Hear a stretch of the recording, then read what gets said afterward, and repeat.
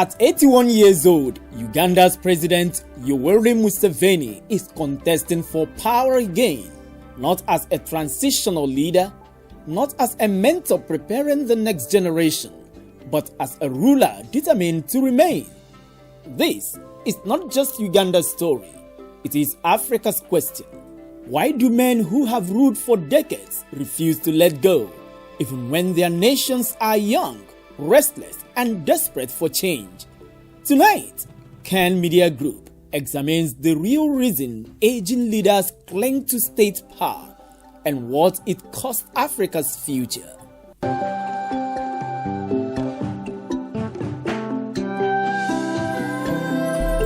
Africa is the youngest continent on Earth. More than 60% of Africans are under the age of 25. Millions are unemployed. Millions more are politically invisible. Yet, Africa's leadership is among the oldest in the world. Look at the average age of our presidents. It's about 63, 64 years old. We're the only continent in the world where we have presidents at 90 years old starting new terms. I mean, in Uganda, Yoweri Museveni has ruled since 1986. That is nearly 4 decades. An entire generation has known no other president. This is not just about mocking age. Age can bring wisdom. But leadership is not about how long you can stay. It is about knowing when to leave. And in much of Africa, leaving power is the most dangerous thing a leader can do.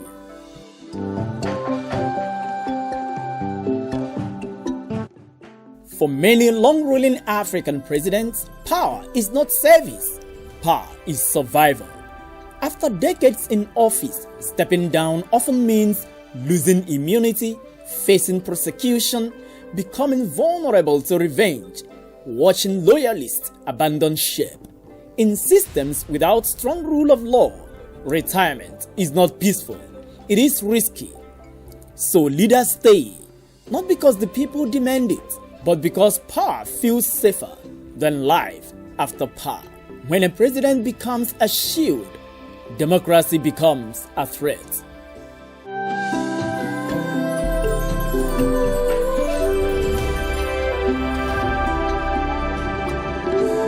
After 20, 30, 40 years in office, something changes. The leader no longer sees the state as public property. It becomes personal. The army answers to him. The courts owe him. The ruling party depends on him, and the economy bends around him. So when the question of succession arises, it feels like losing ownership. Leaving office is no longer a political transition. It feels like surrender. And surrender in African politics is unforgivable.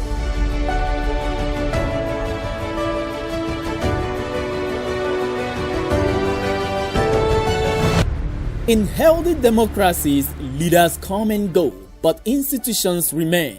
In much of Africa, institutions are weak and men are strong.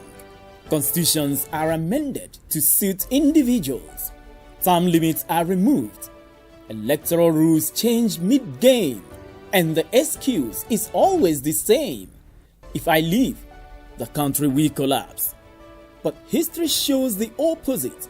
Countries collapse because leaders refuse to leave, not because they do.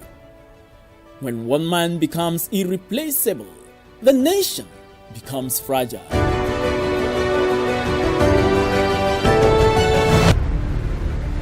Africa's greatest resource is its youth. But to aging leaders, youth represent danger. Young people ask uncomfortable questions. Where are the jobs? Where is the future? Why are elections predictable? Why is power permanent? So instead of preparing them for leadership, the system silences them. Protests are crushed, opposition is criminalized, elections are militarized. Not because youth are violent, but because youth are unpredictable. and unpredictability scares regimes built on control.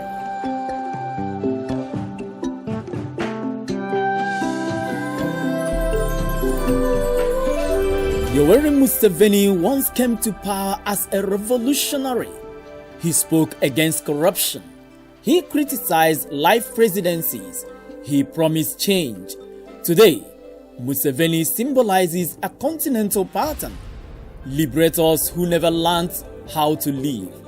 From Uganda to Cameroon, from Equatorial Guinea to Eritrea, the names change, the script remains. Africa is not short of leaders. Africa is trapped by leaders who refused to be replaced.